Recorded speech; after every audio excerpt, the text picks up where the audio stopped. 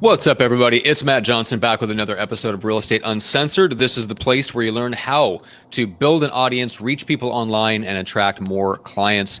And we've got a great repeat guest with us. Jeff Latham is back.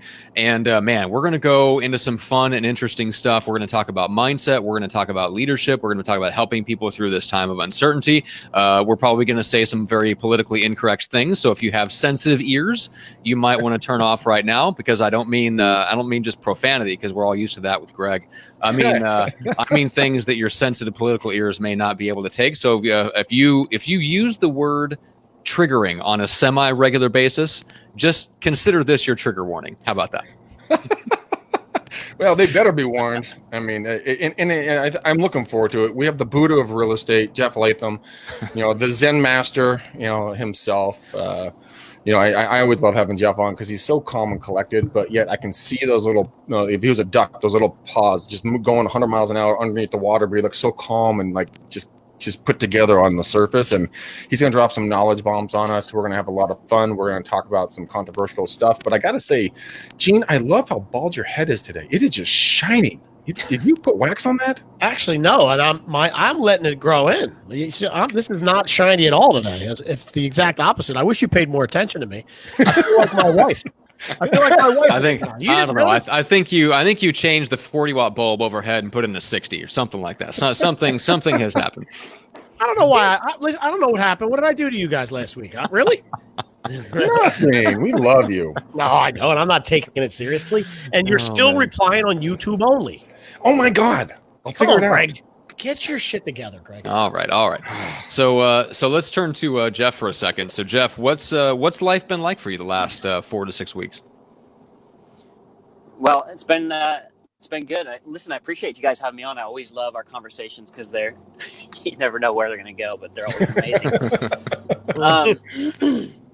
The last 4 to 6 weeks have been just, I think we got locked down probably, 4 weeks ago, maybe 6. And it's been interesting. We've still been selling homes. Things have been moving.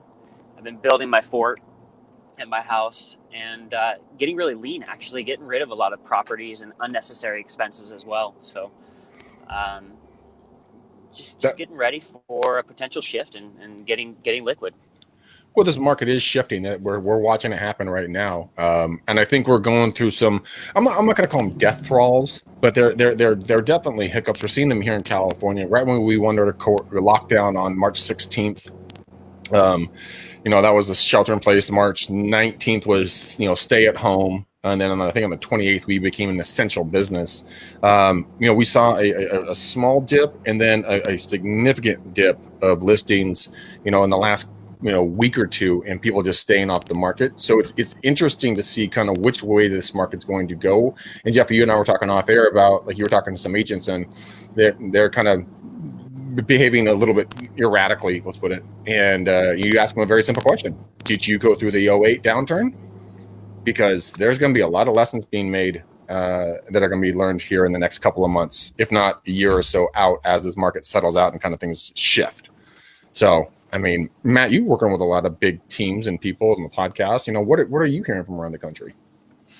Well, I was just on one before you and I hopped on with Ryan Snow, who co-wrote Miracle Morning for Salespeople, and one of his friends who owns a mortgage company in Boston. And yeah, it's interesting. They're seeing, like, their opinion is that like small mortgage companies can only last maybe another month or so, and we're going to see some mortgage companies even going out of business. We're seeing people not make their payments. We're seeing people who think they can not make their mortgage payments for a while, but really it's just postponing it for 2 or 3 months. And they're still not going to be able to make a balloon payment then, and so things are going to start really hitting the fan here in the next 30 to 60 days. So yeah, I think we're in a little bit of a holding pattern, and everybody that is fully on board with the lockdown thinks that this is reality, that you can just pause for a while and things just kind of keep going. And I think they are potentially about to get a rude awakening. Gene, you're doing a lot of marketing. Or are you seeing people pull back on marketing, or are you seeing people double down? But I actually have both sides of the spectrum happening. I think in the last 3 weeks, I've had 4 people pull service, but I've had 6 join. That's all mindset as far as I'm concerned. I think if you're scared about what's going to happen and maybe you haven't saved enough for a rainy day, I understand that you got to squeeze finances. I mean, that's certainly something that certain people are going to have to do. I mean, you go from making 20 grand a month to zero. There's just sometimes I think where you just got to kind of pull it back. But there are other people. I'm going to tell you something I've learned though. There are other people that are doubling down because they're making money. There's essential businesses right now. And it's kind of interesting from a marketing agency perspective.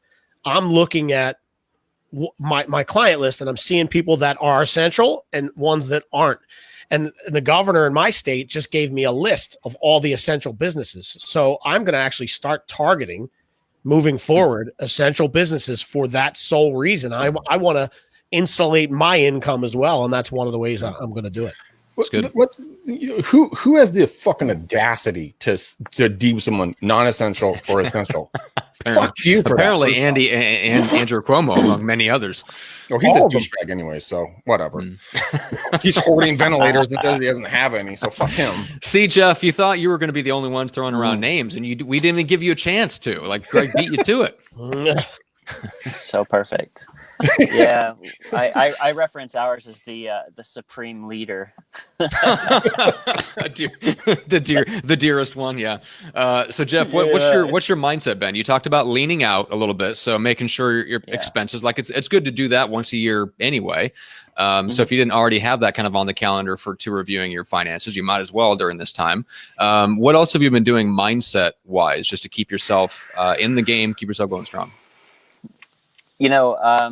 For the first 3 or 4 weeks, I got pretty soft, right? Because I've been training really hard, running a lot, doing these ultra marathons, and then it just kind of shut off. And then I finally got back to working out again 2 weeks ago, and that's been massive for me, right? I bought a whole CrossFit gym set up, and I've been hitting it hard.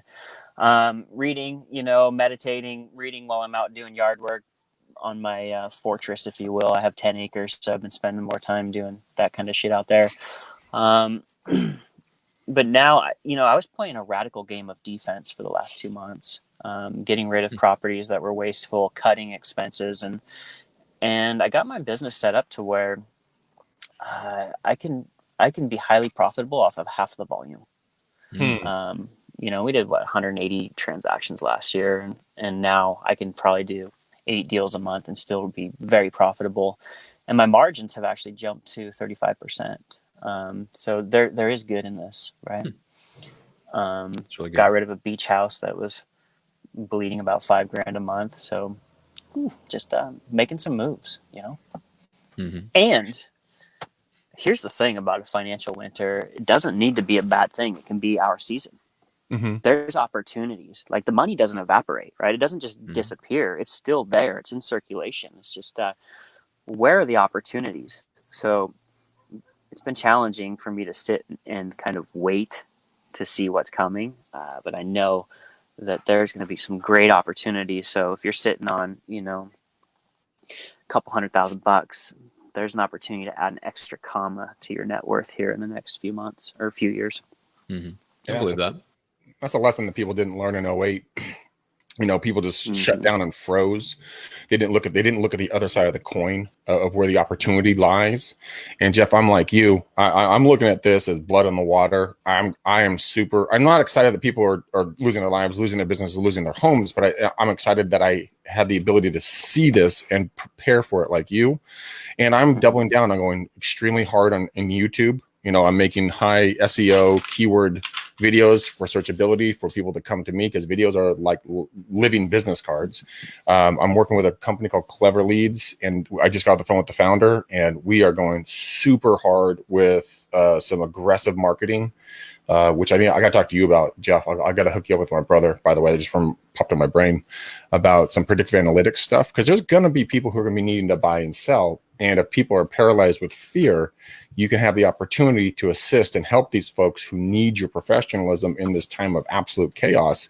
And it's literally Chicken Little, like the sky is falling. People just don't know what to do, how to react, what's going to be next. It's all uncertainty. And if we can come alongside and say, hey, man, it's cool. We got you. This is what we can do to help you. I think that will go a long ways for, 1, humanity, 2, your business, and 3, for helping other people who just need that assistance. I mean, Gene was telling me the other day that he's going to give me all of his marketing services for free and everybody who watches the podcast. I mean, that's a great move, Gene. God, that's nice of you, Gene. I'm like a drug dealer. That's what happens. Then I pull it back and charge you triple. I'm not dumb. Oh, that is too funny, man. The Facebook strategy. Oh man. So I wanted to ask you, Jeff, because I know how you feel about things on the political side, and you, me, and Greg, and to a lesser extent, Gene, are of the same mind on a lot of things. So I know that you have not gone the route of some of the others, which basically said like, hey, I don't exactly know what's going to happen, so I'm just going to stop paying attention to all forms of media to kind of stay focused. Like you're paying attention, and I am too. I've toyed with the idea of just doing like a media shut off, and I just can't do it. So I'm curious what you think about that, and why you haven't made the decision to kind of shut things out and go full on Zen, just kind of like stay insulated. Yeah. It's tough, right? Because it's tough for me to keep my mouth shut nowadays, because I just see these dictators shut down all these businesses. And I know most businesses run a cash basis, and I drive down the street and I see the restaurants close. I see hotels. I see all these small business owners just getting smoked because a couple shitheads decided to shut down our economy. Right. And I feel for those people. And I know the majority of people feel the same way I do. And I just feel like we got to stand up and take back our rights. I'm not downplaying the COVID. I know it's a real deal. We've lost people in our church because of it. And I question, is the cure, their idea of putting people in their homes on house arrest, worse than the virus? And I challenge that narrative, and I question everything, and I question the media, and I just see all these businesses that are getting fucking smoked, and I just think it's complete horseshit. Well, did that answer your question? In 1918, deal with the influenza outbreak, the people that they were keeping indoors progressively got worse when they were trying to be treated. And the one thing that was helping the most was they were taking patients outside into tents and giving them fresh air and sunshine, and that is what really helped speed along the recovery. And so when we look at the cruise ships, when people get stuck on the cruise ships, people you're in a confined area with people that are sick. What do you think is going to happen? I mean, why not get outside, breathe some fresh air, put some sun on your face, get a little exercise, work off that, that spare tire, and just really, become the best version of you. And Jeff, I'm with you, man. Like I get more and more and more and more and more angry. Like I constantly have to manage my anger sharks in my head, because I see, my girlfriend, her sister's boyfriend just opened up an arcade bar. It was been his dream. He's going to lose it. Her best friend, he owns a bar in Oakland. He's probably going to lose it. And it's just like, why are big box stores allowed to operate and the mom and pops aren't? Isn't it worse to have more people in one spot and spread them out all over the place? I mean, isn't that the whole theory of contact? Yeah. I heard something the other day that I thought was really, really, really interesting. It's very simple to understand, but I had never thought about it like this. It was my next door neighbor, and he said, he was talking to somebody, and the guy said to him, no, I'm going to be fine in this in my business, because we're one of the big box. And so he said, and his big box guy said to him, Vic, here's the deal. If you owe the bank $10,000, like some kind of loan or something that you're paying, your mortgage, whatever, they have you by the balls. But if you owe the bank $10 million, you have them by the balls. And you think about it. If you think about it from the top, you're going like this. Look, I run a Walmart. I'm just not going to pay you the $45,000 a month. Right? Unless you help me. And they go, tell me what you want. Whereas I'll call and say, I'm not going to pay you my $10,000 for my car. And they go, okay, we'll just come get it then. I know. But that is the truth. I mean, what is with the bailout for the airlines, for the hotels, for all these other major industries? Now, it sucks that they're not making money, but fuck you. You've been charging me $50 for a bag. Suck a dick. If we need to restructure, if they need to redo their loans, if they need to, whatever it is, that's fine with me. I don't have a problem with some of that stuff, right? Like I know that, like, for example, there was a big thing. Did you read the article about I want to say it was Shake Shack. We might only have them over here, but they got a $10 million advanced loan, I guess, from the PPP, where they're funding these businesses to help them pay for their employees, right? Okay.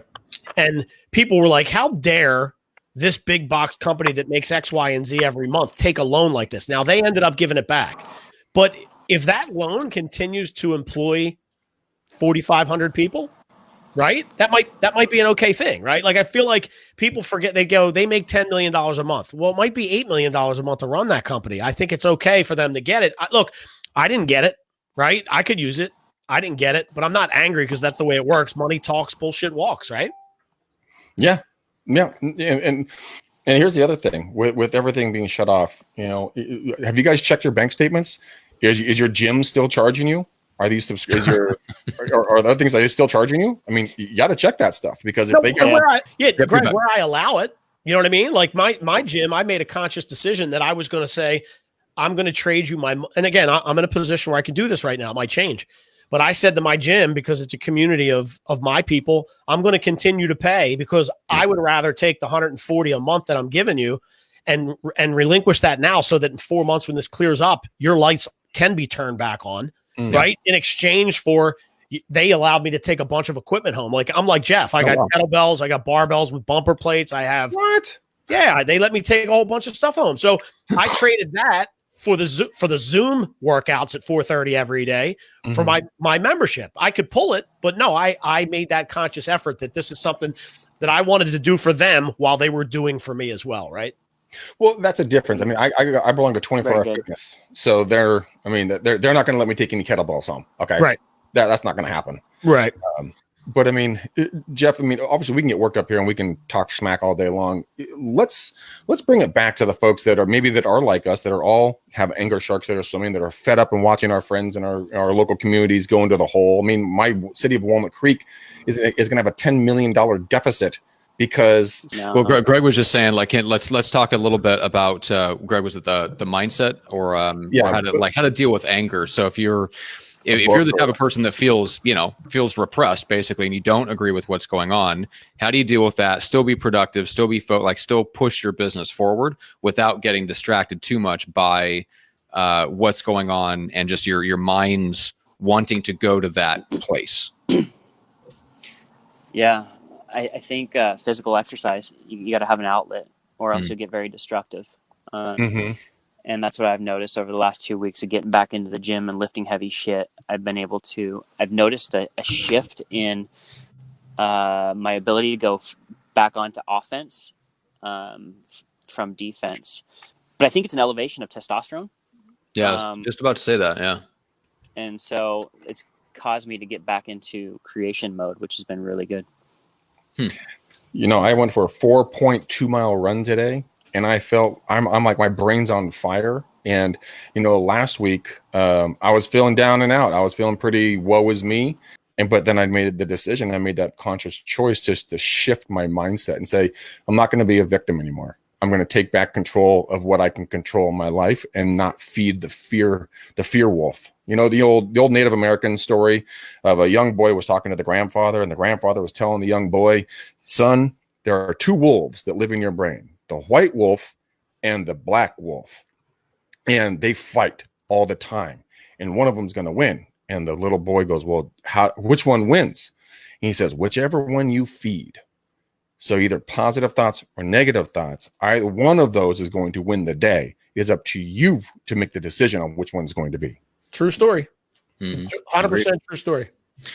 Yeah, and that's what's interesting about this time is I think one of the things that I've had to learn / cut myself a break on a little bit is that this is a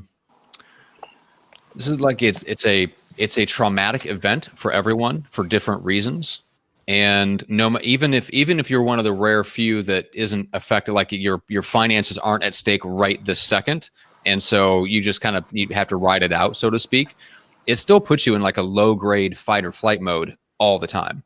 I was talking to one of my clients about this, and she said, because I've dealt with like chronic fatigue and stuff like that for years. So I never, there's, one day out of 100, I wake up in the morning and feel like I actually got a good night's sleep. And she made the comment to me. She's like, man, I think I might actually today, like feel the way you feel all the time or something like that. And I asked her why. And she's like, well, it's like, you're always thinking, like, it's always in the back of your head that things are not normal. Right. You feel a sense of being like under attack. And I think that's true, I think one of the most common sense things you can do is start clearing your calendar of anything that's non-essential, just like you'd clear your bank account of expenses. If you've got gym memberships that you cancel because you're not going to use them, do the same thing with your calls. Look at the calendar, see what's non-essential, start clearing stuff out. That way you can bring the level of focus that you need to the stuff that's really essential and get rid of as much of the other stuff as you can. That's one of the very first things I started to do when things went south was get rid of stuff off my calendar, push things out, podcast interviews that didn't really need to be recorded, or I knew were going to end up just, being about the time we're in rather than about the content I really wanted to cover. I started pushing them off into May and June. Right. And I've noticed things start to settle down here over the last couple of weeks to where you start jumping on with calls to people and it's not all you talk about, which is good. But it's like your mind and your brain and your mental capacity is occupied at a certain level by all of this stuff going on. And it diminishes your overall capacity. So there's times when you have to like push through it and just raise the intensity level. And then there's also times where you have to just say, look, this is burning me out faster than normal. Maybe I can't do 8 hours or 10 hours a day of calls today. And that's okay. And everybody has to kind of decide where that cutoff point is. But I do think you have to recognize that your capacity is diminished. Does that make sense, Jeff? Yeah, absolutely. Yeah. So Matt, you're non-essential. Is that why you don't call me anymore? Did I get You've always been labeled essential. That comment from Cornwall the other day was hilarious and hilariously out of touch. Which one did he say? Which one? Oh man, some reporter asked him basically what Jeff was talking about. Like, hey, what do you say to the people that are out of work, the business owners who can't operate? And his response was, well, just go get a job as an essential worker. Yeah, I remember that. Oh yeah, it was worse than that. Like I'm toning down the douchiness. Yeah. Oh, his was horrible. Yeah, it was bad. Yeah, we have a construction company, right? And we build homes.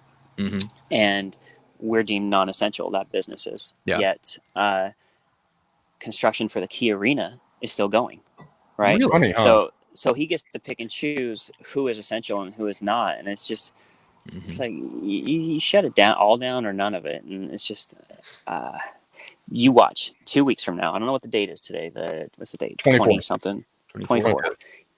2 weeks from now, people are going to get very, very pissed. I'm seeing like an awakening happening. Mm-hmm. And once people have challenges feeding their family and paying their mortgage payments, these governors are going to learn some lessons. Mm-hmm. I was my mom and my brothers sent me over a video. Go to YouTube before it gets ripped down, but go to YouTube and check out Out of Shadows. Oh yeah. Yes. I had a million people send that to me. So holy shit. So good. Yeah. So good. Well, let's talk about guilt a little bit and being selfish, because I think one of the objections, Jeff, that we get if you feel this way during this time, if you even bring up the economy, and I think the economy is a bad word to use for it anyway. We should be talking about liberty and freedom before anything else. But even if you consider business owners, right? Most people don't know someone who owns a business. Like that's not even part of their reality. When I grew up, I didn't know anybody who owned a business. That was like that was what rich people did, right?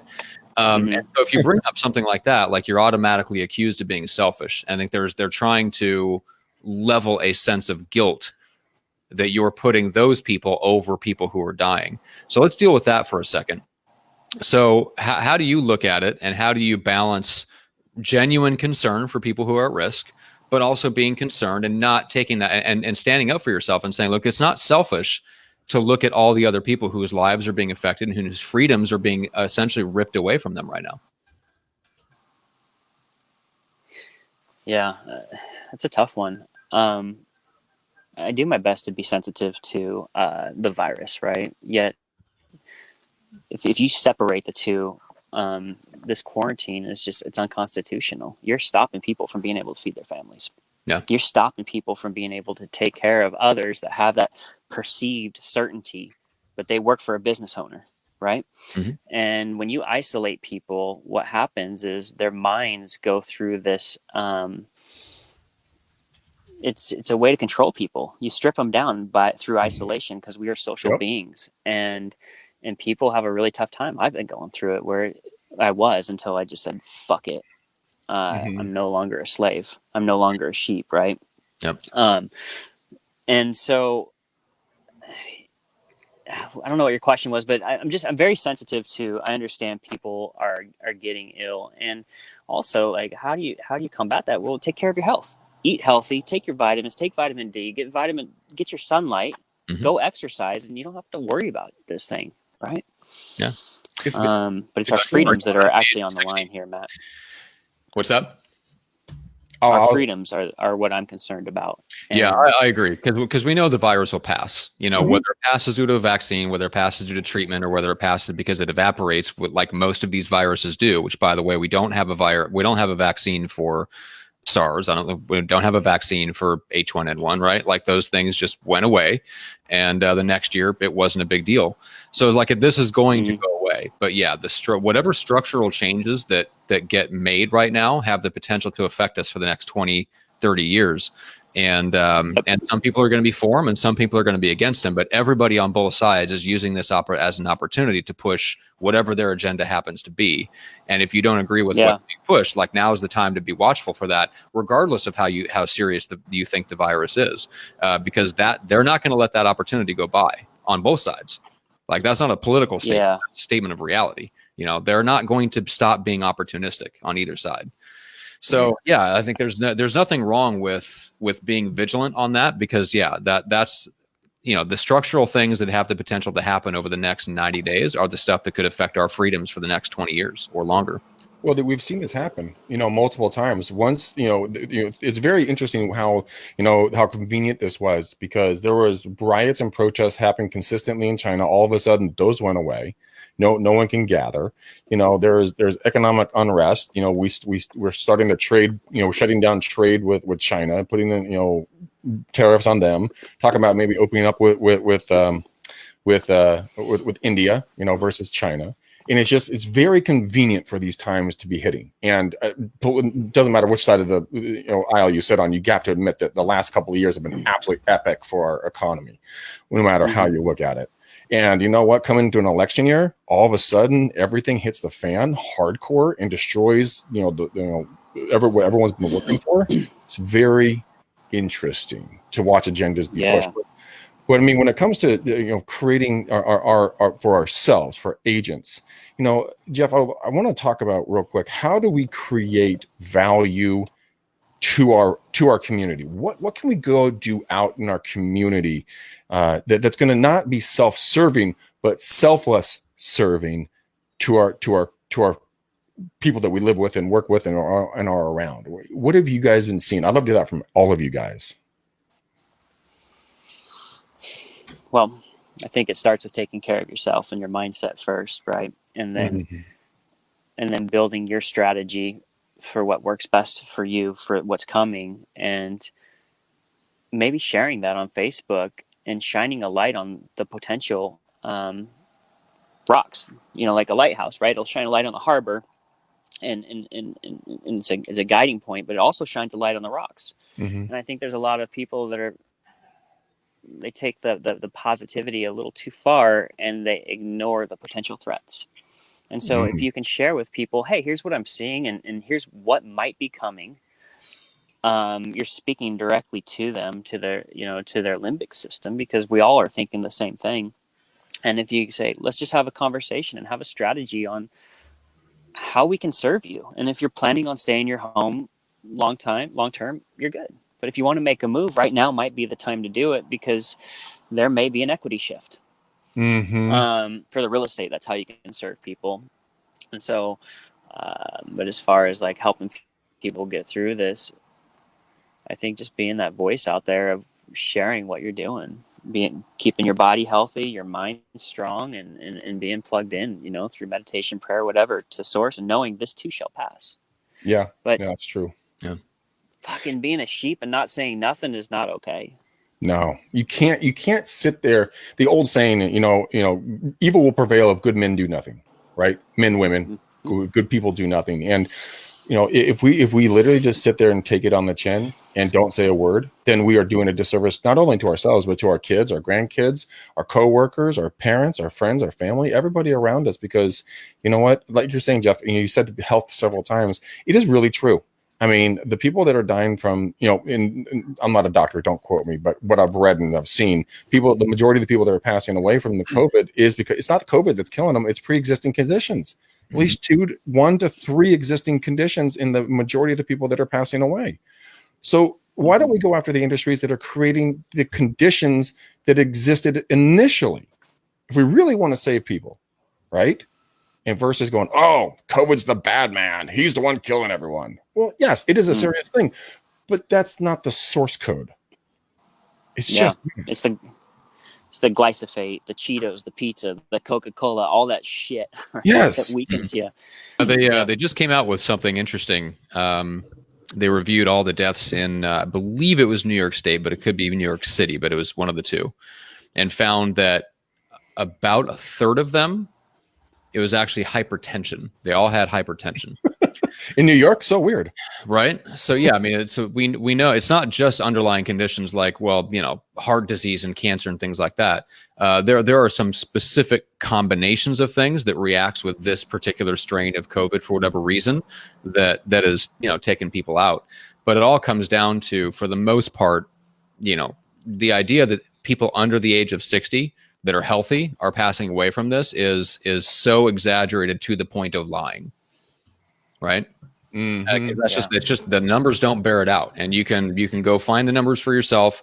So the idea that anyone under the age of 60 who's in good condition, that doesn't have something really serious already going on, should have any concern for our lives.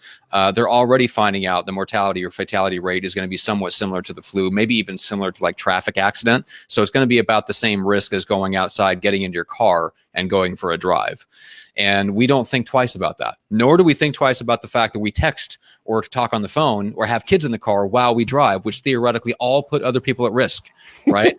So the idea that you can't leave your house if you ever put somebody at risk unwillingly and unknowingly, that's insane, right? So I think things are going to have to change. It's just a matter of time. I'm in general optimistic, but I mean, people definitely need to. Yeah, I mean, it's not that you have to turn off the media, but for the love of God, if you watch what comes out, if you watch the actual studies, and then you watch what is said about them in CBS, MSNBC, CNN, Fox, and stuff like that, if you don't go to the original source material and get an idea of what's actually said, you will think the world is still ending 6 months from now, and you'll still be in your house for whatever reason. Well, their advertising dollars are through the roof. I mean, mainstream media was dying, if not already dead. I mean, they're on life support, and now they're vibrant. Everyone is glued to these moronic fools who we put our trust in, and who all have a special agenda. And it's definitely not to fucking serve us to the highest and best good. That's fucking sure. No, it is not. Greg, I love you, buddy. I'm so mad about this. God. Yeah, and you rightfully should be. And it's so good that you're standing up and really waking people up, and you guys have your eyes wide open, because this is just complete horseshit, right? Mm-hmm. And there's a deeper agenda, and it could even go down the vaccination road, where they're trying to have like, how does Bill Gates become the fucking expert on COVID?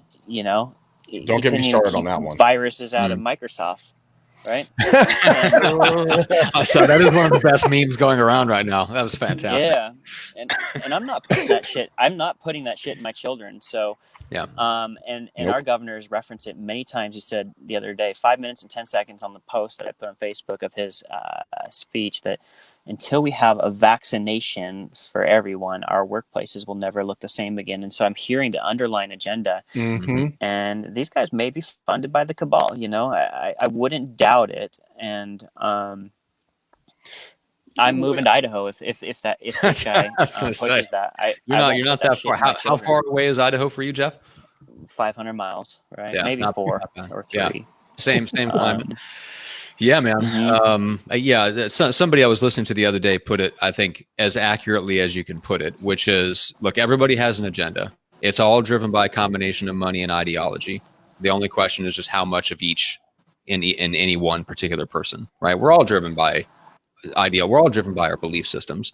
I think there's people that have good intentions that genuinely agree that everybody needs to be vaccinated. And then there's other people that know good and well that's not the case. And they're in it for other reasons. And everybody, every shade of everything in between. And so we do need to keep stuff like that in mind, that everybody has an agenda. Everybody has a belief system. And you bring that with you to everything that you do. It's going to affect the way you run your business. It's going to affect the way that you run your life. And it's going to be, it's going to affect the way that you help the people around you. Just getting back to what Greg said about helping, Jeff, I love your response, because the temptation, I think, right now, especially in young people, is to focus on everyone else, right?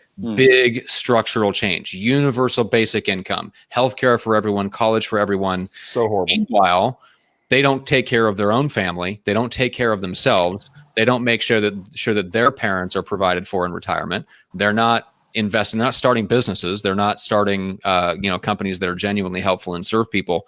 But they're perfectly fine to focus on big, huge structural change. And I think the best thing we can do is start with ourselves. Start with the stuff that we can take responsibility and ownership for. Start there. No, I'm 100%. So Jeff, you talked about health, and here's the funny thing: I haven't gotten a flu shot, and I don't know when I got my last flu shot. Right? Guess what? You don't get the flu. Dude, I eat kale. I eat clean food. I eat whole grains. I drink non-fat milk. I drink a lot of water and a lot of beer. But we're not going to talk that one. But I mean, overall, I'm an extremely healthy eater. And your body has a natural immune system that when you feed it the right stuff, it will defend you from what is out there. But if you don't give it the right defenses, then of course it's going to be something that's going to be a negative impact on you. And I think that Matt, like you were saying, first help yourself. Go eat right. Go get your fat ass off the couch, you fucking North American couch potato, and go do something. Just get some exercise.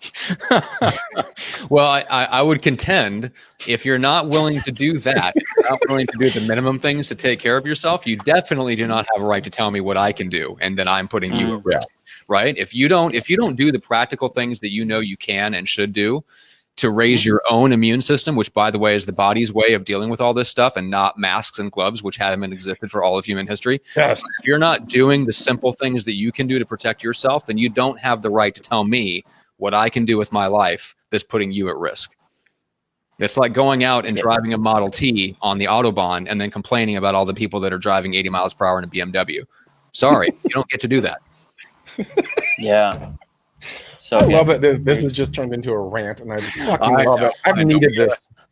It's good. It's good. It's cathartic for all of us, because it's so hard sometimes to find people where you can just dish sometimes. All right, so Jeff, you've divested a little bit. You're streamlining expenses. You're getting back on offense. What do you think? Just the next few weeks look like for you in terms of staying on offense? Is there anything concrete that you're looking to do in the real estate business specifically? Any opportunities that you're keeping an eye out for? Yeah, it's hard for me to go and buy stuff right now because I don't know what the ARV is. We have 3 homes that we're building, and we're shifting and building more towards that first-time buyer price point. Mm-hmm. That way, we're done with them 6 to 9 months from now. If I have to hang on to them as rentals, so be it, right? Mm-hmm. That's an adjustment we're making there. We're pushing really hard to do a lot of volume. One of my buddies, smart guy, Reed Moore, he has one of the top teams in Keller Williams, and he was saying he's pushing his team in the next 12 weeks to make enough income to get through the next 12 months. I feel like Gene has so many things that he wants to say, but he won't just come right out and say it. It's true. Listen, that's true. I'm extremely, extremely protective and quiet about my political leanings and what I think. I have been, and I think this is one of the few forums where I'll say what I mean and mean what I say. I haven't put anything on Facebook. I don't get into political arguments on Facebook. I don't do anything on Twitter. You know what I'm saying? Like, I don't do any of that. I read, I watch stuff, and I talk to you guys for the most part behind the scenes. So I respect where you're coming from. Look, a very good friend of mine, got himself into a position where he started talking about Trump, and that's all it took. Oh, Lost yeah. half his clients. Didn't matter. Yep. Doesn't matter whether you agree with them. None of it matters. Right. So I get it. I feel like a lot of this is caused by the polarization over Trump. You know, a lot of whether you agree that this is the apocalypse or not is driven by what you think of Trump. I think so I completely respect anyone who says, look, I'm not going to talk about it. Well, you know what? This is what I try to say to people. Like, and this is, I have the hardest problem with people not understanding this. And I think politics is really simple to talk about if you understand the underlying premise of it. And it's simply this. The way I view things in the world comes down to one thing: how it affects me, my daughters, and my wife. The end. You and I will never, ever, ever, ever agree on 100% of what's going on in this world because your needs, wants, and scares are different than mine. But I don't understand why we can't have a conversation about it. Like I had a call yesterday with somebody, and I said, look, you have kids that are out of the house, right? And so you probably stand over here on things that I care about because I have kids that are in school right now that are working out of my living room. The stresses in my life and what I believe and what I want the government to do for me, or not do for me, but you know what I'm saying? Yeah. It's going to be different than the three guys that I'm talking to right now. And why is that not okay? I'm going to go into the ballot box and vote for the top 10 issues that this candidate does for me. The end. And why can't we have a beer about it? Everybody wants to punch each other in the face. That part makes me crazy. Because you're wrong and therefore an evil racist. With that being said, let's do a round of how people can connect with us. Gene, the evil bald racist. Why don't we start with you? I'm totally using that from now on. What's your listen to me? I am going to cut that and use that in my marketing. That's amazing. Listen, you know the deal. I'm none of those things. I am optimistic. I always say, Jeff was saying early on, he's trying to get lean. He was talking about, cutting expenses and stuff. I thought he was going to talk about his weight, and I was going to tell you, I'm the counterpoint to that. I've been drinking too much beer. I've been eating too much bread. I said the COVID-19. I think it's the COVID-29 now. I think it's a brilliant strategy to build up an insulating layer. Oh, my God. I am what I like to call impenetrable. Exactly. So listen, here's what I am. Outside of not being racist, can we clear that up at least so that doesn't You are not. Somewhere? Yes. You are not. GeneVolpe.com. You can sign up over there. Hit that button where it sets up an appointment. I'll get that note. You and I can have a quick Zoom call for 15 minutes, talk about whatever you want. It doesn't have to be marketing related. And that's how you do it. GeneVolpe.com. All right. Matt, I'm going to switch it on you. Where can they get a hold of you? It is right here in my lower third, microfamousbook.com. So the book is free if you cover the shipping.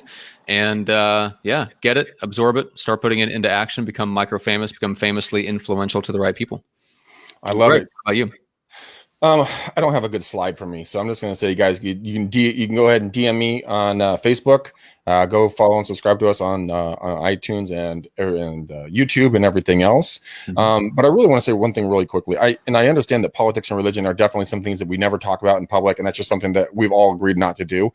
I don't believe the conversation that we've had on this show today has been in any way degrading, into another human being. We're talking about trying to support our fellow man and woman, like helping them get back to work, get their businesses back up and running, support their families, stand up for right. Don't let yourself be pushed around like it. Because sometimes people can take, politicians or governors or whatever else as they're like the bullies in the schoolyard. They're going to pick on you until you fight back. Yep. And I'm not saying pick up a gun or pick up a rock. I'm saying use your words, use your brains, do your research, be intelligent, and help another person. I think this conversation has been very powerful and impactful, and it's a needed thing for people to understand that, like Gene was saying, it's okay to have these conversations.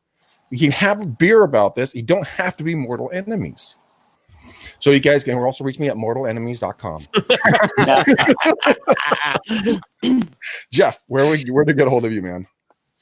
You could just send me a message through Facebook Messenger. Connect with me on Facebook. That's where I'm most active. And I really appreciate the opportunity to connect with you guys because it's always just fun. And, Dude.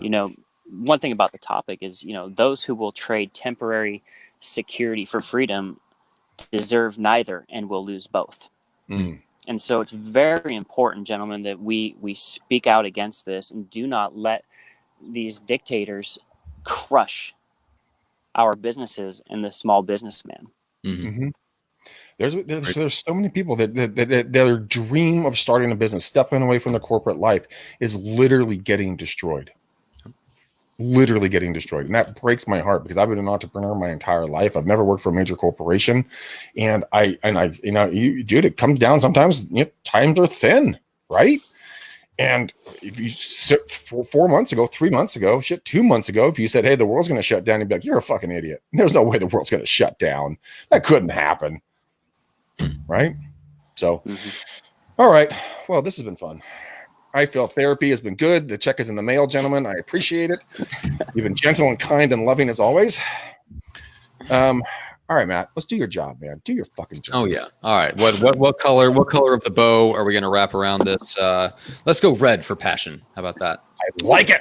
A lot of passion exchanged in this particular episode. So let's tie a nice red bow around this episode. Let's get it done. All right, guys, we love you to pieces. Jeff, you are absolutely one of my favorite human beings. You are the Buddha Zen master of real estate. Like, I love how calm you are, but I would never, ever, ever come near you because I'm scared that you would demolish me because you can run ultra marathons. Gene, you're a legend, buddy. And Matt, I love you to pieces, brother. You're one of the best business partners on earth. And what the hell is that? Who's sharing that? That's me.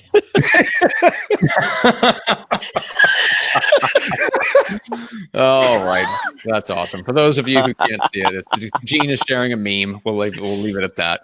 All right, let's take it home. All right, guys. Until next time, peace out, ninjas. We gone.